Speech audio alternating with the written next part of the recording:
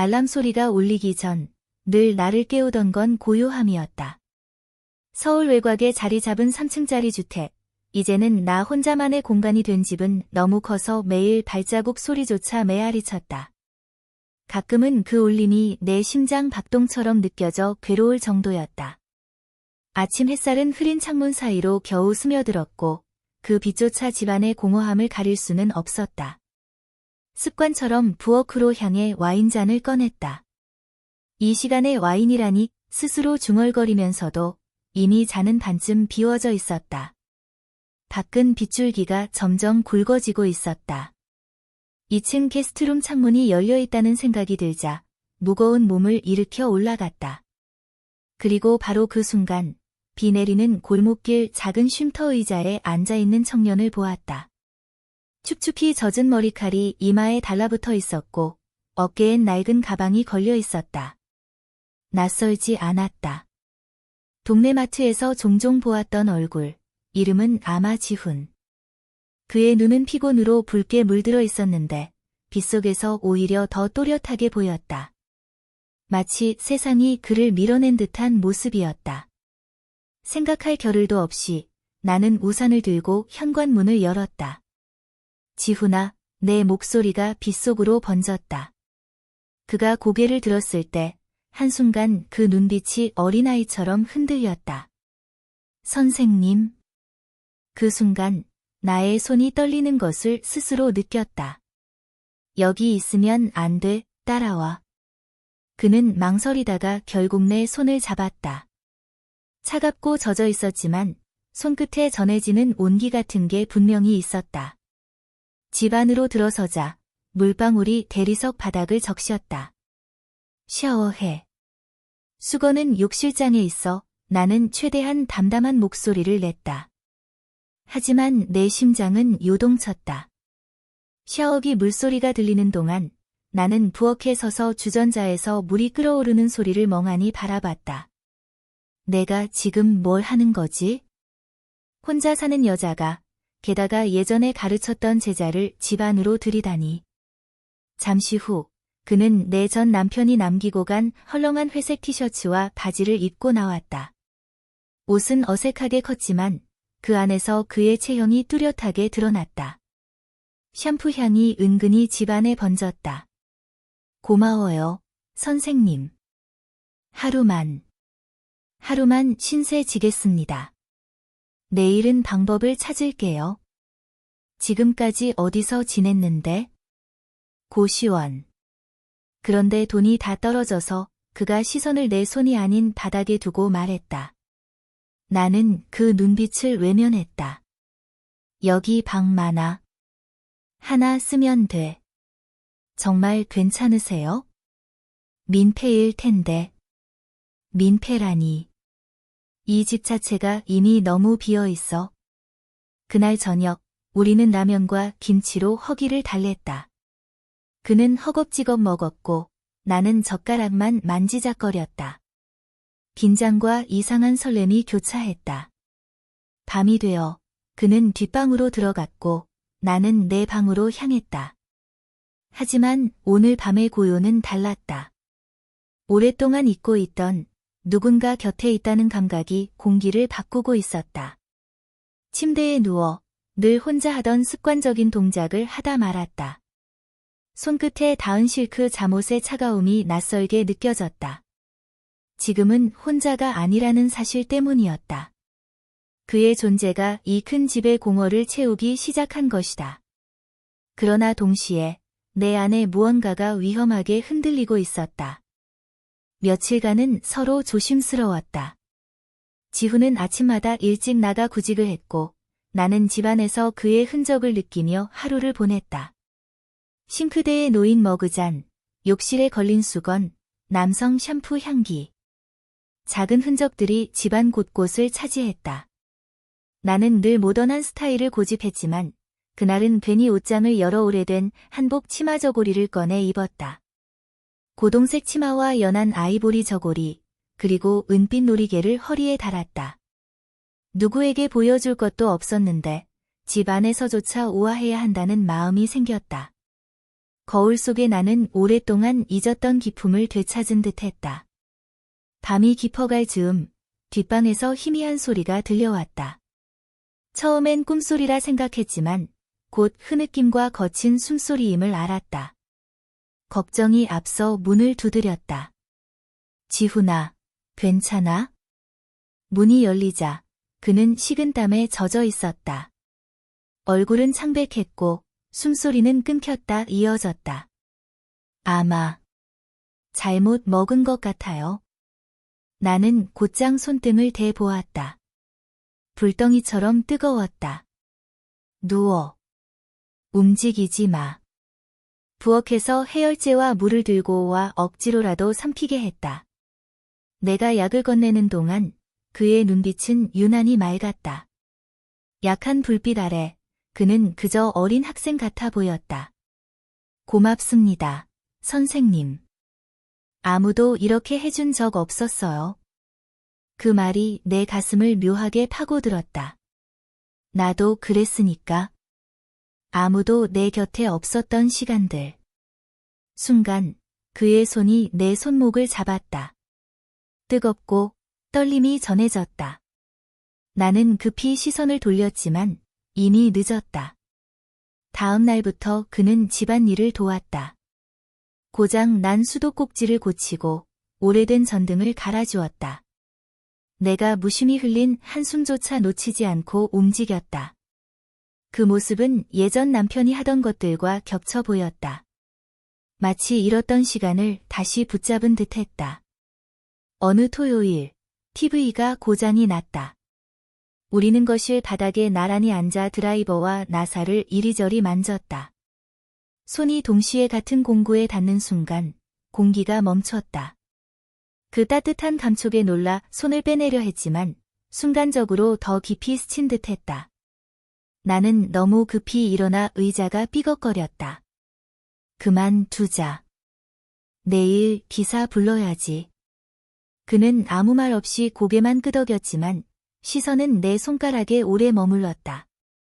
그날 밤 나는 괜히 불안해져 와인을 또 따랐다. 책을 읽는 척했지만 글씨는 머릿속에 들어오지 않았다. 문득 현관문이 열렸다.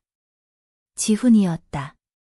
늦은 시간, 젖은 머리로 들어오는 그의 모습에 안도감이 먼저 밀려왔다. 필요한 거 있어요? 내가 담담히 물었다. 그냥 선생님이 괜찮은지 확인하고 싶어서요. 그 한마디에 숨이 멎는 듯했다. 잘 자요, 지훈아. 나는 급히 시선을 피했다. 그가 대답했다. 잘 자요, 소희 선생님. 내 이름을 부르는 그의 목소리는 평소보다 낮고 단단했다. 문득 손에 들린 와인잔이 흔들렸다. 방으로 들어가 문을 잠갔다가 다시 열고 또 잠갔다. 무엇이 더 두려운지 알 수 없었다. 그가 들어오는 것인지 아니면 영영 들어오지 않는 것인지. 그날 밤은 유난히 더웠다. 낡은 선풍기가 갑자기 멈추더니 거실은 눅눅한 공기에 잠겨버렸다. 나는 야른 민소매 블라우스와 린넨 슬랙스로 갈아입고 잡지를 넘기고 있었다. 발끝엔 진주 장식이 달린 실내 슬리퍼. 땀이 피부를 따라 미끄러지며 옷감에 스며들었다. 문득 방문이 열리고 지훈이 나왔다. 헐렁한 반팔 티셔츠와 트레이닝 바지 차림이었는데 이마에 맺힌 땀방울이 조명을 받아 반짝였다. 그는 문 앞에 서서 나를 한참 바라보다가 조심스럽게 말했다. 선생님. 더운데 괜찮으세요? 괜찮아. 그냥. 더워서 잠이 안 와. 나는 일부러 시선을 잡지 않았다. 그는 잠시 머뭇거리더니 내 앞 소파 반대편에 앉았다. 고요 속에서 선풍기 멈춘 빈자리가 우리 사이의 긴장으로 채워졌다. 책장을 넘기는 내 손끝이 느리게 떨렸다. 그러다 그가 갑자기 입을 열었다. 기억하세요? 제가 예전에 과제 늦게 낸 적 있었잖아요. 선생님은 점수는 안 주셨지만 가능성 있다고 말씀해 주셨어요. 그 말 덕분에 버틸 수 있었어요. 나는 잡지를 덮었다. 그의 눈빛은 더 이상 학생의 눈빛이 아니었다. 그땐 그냥 교사의 의무였어. 아니요. 저는 아직도 그 말을 믿고 있어요. 그리고 그의 목소리가 낮아졌다. 지금도 선생님이 특별하다고 생각해요. 순간 숨이 막혔다. 의자가 삐걱거리며 밀렸다.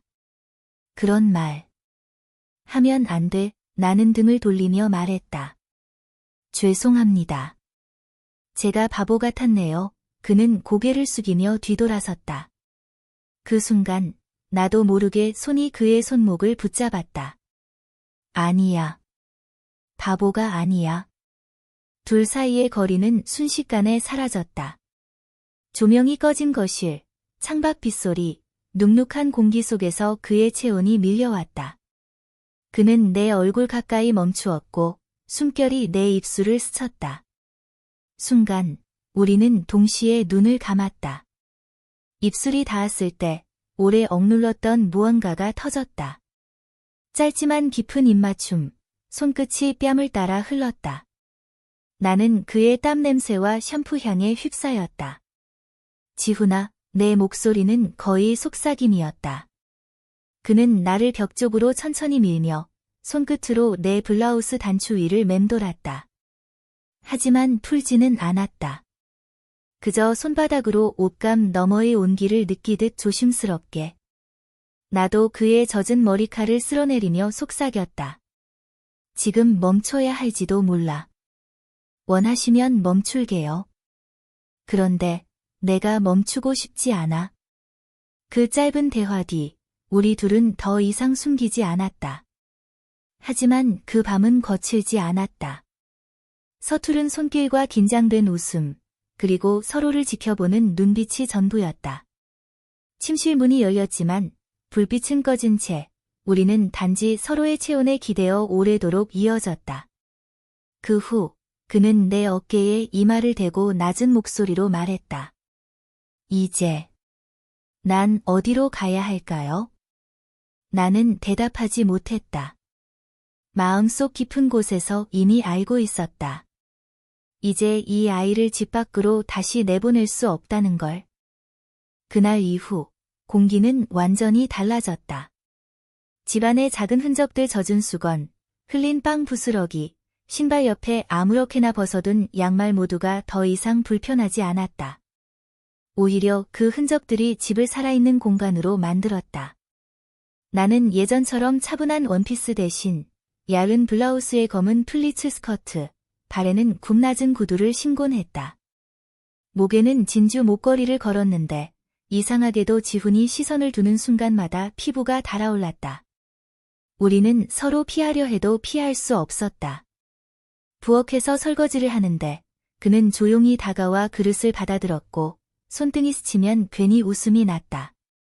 거실에서 책을 읽다가도 어느새 같은 소파에 앉아 있었다. 어느 날 저녁 그는 밖에서 남은 빵을 들고 들어왔다. 빵집에서 버리려던 건데 아직 괜찮더라고요. 우리는 작은 식탁에 마주 앉아 빵과 차를 나누었다. 대화는 길지 않았지만 그 짧은 대화 속에서 지난 세월 말하지 못했던 상처들이 흘러나왔다. 그는 학비를 벌기 위해 여러 아르바이트를 전전했고 나는 떠나간 남편 이야기를 꺼냈다. 남편이 쓰던 드릴. 아직 창고에 있어. 언젠가 고쳐보려고 했는데 못했네. 내 말에 지훈은 잠시 눈을 내리깔았다가 조심스럽게 말했다. 선생님, 눈빛이 그분이랑 닮았어요. 진지하고 따뜻한 거. 그 말이 가슴 깊이 울려왔다.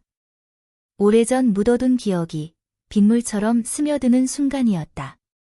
그 주말 거실 TV가 또 말썽을 부렸다. 우리는 바닥에 앉아 드라이버와 나사를 만지작거렸다. 이렇게 하면 될까? 손을 뻗던 순간 우리의 손가락이 겹쳤다. 순간 정적이 흘렀다. 내 손을 급히 빼냈지만 그 따뜻한 감촉이 오래 남았다. 내일 기사 불러야겠다. 나는 자리에서 너무 급히 일어나 의자가 삐걱거렸다. 네, 지훈은 고개만 끄덕였지만 시선은 여전히 내 손에 붙어 있었다. 그날 밤 나는 와인잔을 비우며 책을 펼쳤다. 글자는 머릿속에 들어오지 않았다. 현관문이 열렸다. 지훈이 늦은 밤 돌아왔다. 필요한 거 있어요? 나는 최대한 담담히 물었다. 그는 잠시 서 있다가 고개를 들어 말했다. 아니요. 그냥 선생님이 괜찮은지 확인하고 싶어서요. 그 말에 숨이 멎는 듯 했다. 잘 자. 나는 억지로 웃음을 지었다. 그가 낮고 단단한 목소리로 대답했다. 잘 자요, 소희. 내 이름을 부르는 소리. 그 짧은 순간 나는 현관 불빛 아래서 그가 더 이상 아이가 아님을 알아버렸다. 방으로 들어와 문을 잠갔다가 다시 열고 또 잠갔다. 무엇이 더 무서운지 알 수 없었다. 그가 문을 두드리는 건지 아니면 아무 일도 일어나지 않는 건지. 그날 밤 나는 처음으로 잠을 이루지 못했다. 새벽 공기가 유난히 무거웠다. 창밖에는 비가 또 내리고 있었고 골목 가로등 불빛이 빗물 위에서 흔들렸다. 지훈은 여느 때처럼 나보다 먼저 일어나 작은 부엌에서 뭔가를 끓이고 있었다. 커피 향이 집안을 채웠지만 오늘따라 나는 쉽게 일어나지 못했다. 선생님, 드세요. 그가 건넨 머그잔 속에는 따뜻한 아메리카노가 있었다. 작은 테이블 위에는 토스트와 달걀 프라이가 가지런히 놓여 있었다. 그의 눈빛은 평소보다 차분했지만 그 속에는 무언가 결심이 담겨 있었다. 며칠 전부터 몸이 이상했다.